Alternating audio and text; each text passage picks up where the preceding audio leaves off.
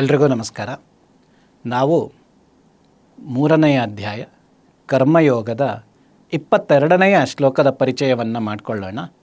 ಶ್ಲೋಕ ಹೀಗಿದೆ: ನಮೇ ಪಾರ್ಥಾಸ್ತಿ ಕರ್ತವ್ಯಂ ತ್ರಿಷು ಲೋಕೇಶು ಕಿಂಚನ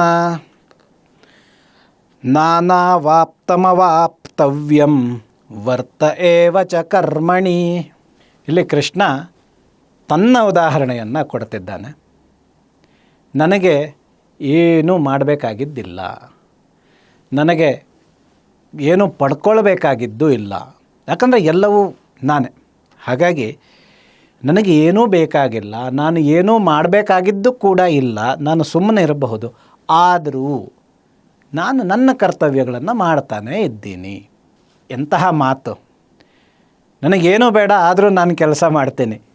ನಮ್ಮ ಮನುಷ್ಯರಿಗಂತೂ ಸಾಧಾರಣವಾಗಿ ಇದನ್ನು ನಂಬೋಕ್ಕೆ ಆಗೋದಿಲ್ಲ, ಅರ್ಥ ಮಾಡ್ಕೊಳ್ಳೋಕ್ಕೂ ಆಗೋದಿಲ್ಲ, ನಂಬೋಕ್ಕೂ ಆಗೋದಿಲ್ಲ. ಯಾಕಂದರೆ ನನಗೇನು ಬೇಡ ಅಂದರೆ ನಾನು ಏನಕ್ಕೆ ಮಾಡಲಿ? ಇವತ್ತಿನ ಕಾಲ ಅಂದರೂ what is in it for me ಅಂತ. ನಾನು ಯಾವುದೋ ಒಂದು ಕೆಲಸ ಮಾಡ್ಬೇಕಾದ್ರೆ ನನಗೇನಿದೆ ಅದರಲ್ಲಿ? ಈ ಕಾರ್ಪೊರೇಟ್ ವಲಯದಲ್ಲಿ ತುಂಬ ಚರ್ಚಿತ ಆಗೋ ವಿಚಾರ. ಯಾವುದೋ ಒಂದು ಕಂಪ್ನಿ ಒಂದು ಪ್ರಾಜೆಕ್ಟ್ ಮಾಡಬೇಕು ಅಂದರೆ ನನಗೇನಿದೆ, ಅಥವಾ ಯಾವುದೋ ಒಂದು ಟೀಮ್ ಅವರು ಆ ಪ್ರಾಜೆಕ್ಟ್ ಮಾಡಬೇಕಂದ್ರೆ ನನಗೇನಿದೆ, ವೈಯಕ್ತಿಕ ಕಲಿಕೆ ಇದೆಯೋ, ನಂಗೆ ಸಂಬಳ ಹೆಚ್ಚಾಗುತ್ತೆ, ಏನೋ ಒಂದು ಆಸೆಯಿಂದ ಇರುತ್ತೆ. ಆದರೆ ಇಲ್ಲಿ ಶ್ರೀಕೃಷ್ಣ ಹೇಳ್ತಿದ್ದಾನೆ, ನನಗೆ ಇದು ಯಾವುದೂ ಇಲ್ಲ, ನಾನು ಇದೆಲ್ಲದಕ್ಕಿಂತಲೂ ಮಿಗಿಲು, ಅಥವಾ ಎಲ್ಲವೂ ನಾನೇ. ಹಾಗಿದ್ದಾಗಲೂ ನಾನು ನನ್ನ ಕೆಲಸ ಮಾಡ್ತಾನೇ ಇದ್ದೀನಿ. ಹಾಗಾಗಿ ನನ್ನ ಉದಾಹರಣೆಯನ್ನೇ ತಗೋ.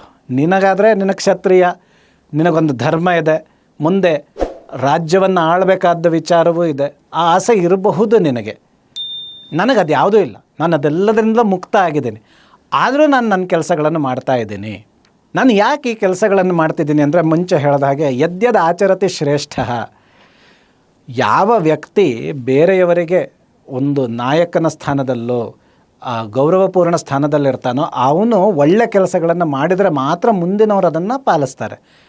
ಹಾಗಾಗಿ ನಾನು ಅಂತಹ ಒಂದು ಸ್ಥಾನದಲ್ಲಿ ಇರೋದ್ರಿಂದ, ಯಾಕಂದರೆ ಎಲ್ಲದಕ್ಕೂ ಗಮ್ಯ ನಾನೇ ಅಂತ ಹೇಳ್ತಿರೋದ್ರಿಂದ, ನಾನು ಅಂತಹ ಸ್ಥಾನದಲ್ಲಿ ಇರೋದ್ರಿಂದ ನಾನು ಸುಮ್ಮನೆ ಇರೋಕ್ಕಾಗೋದಿಲ್ಲ, ನಾನು ನಿಷ್ಕ್ರಿಯನಾಗಿರೋಕ್ಕಾಗೋದಿಲ್ಲ. ನಾನು ಒಳ್ಳೆ ಕೆಲಸಗಳನ್ನು ಮಾಡ್ತಾನೇ ಇದ್ದೀನಿ, ಮಾಡ್ತಾನೇ ಇರಬೇಕು, ನನ್ನ ಕೆಲಸಗಳನ್ನು ಮಾಡ್ತಾನೇ ಇರಬೇಕು. ಆಗ ಎಲ್ಲರೂ ಅದನ್ನು ಅನುಸರಿಸ್ಕೊಂಡು ಒಳ್ಳೆಯದೇ ಆಗತ್ತೆ.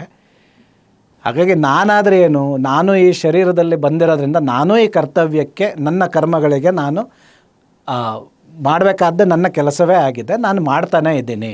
ಜನಕನನ್ನು ನೋಡು, ನನ್ನನ್ನು ನೋಡು, ನಾವೆಲ್ಲರೂ ನಮ್ಮ ಕೆಲಸಗಳನ್ನು ಮಾಡ್ತಾನೇ ಇದ್ದೀವಿ. ನೀನು ಯೋಧ, ಕ್ಷತ್ರಿಯ, ಯುದ್ಧ ಮಾಡಬೇಕಾಗಿದ್ದು ನಿನ್ನ ಧರ್ಮ.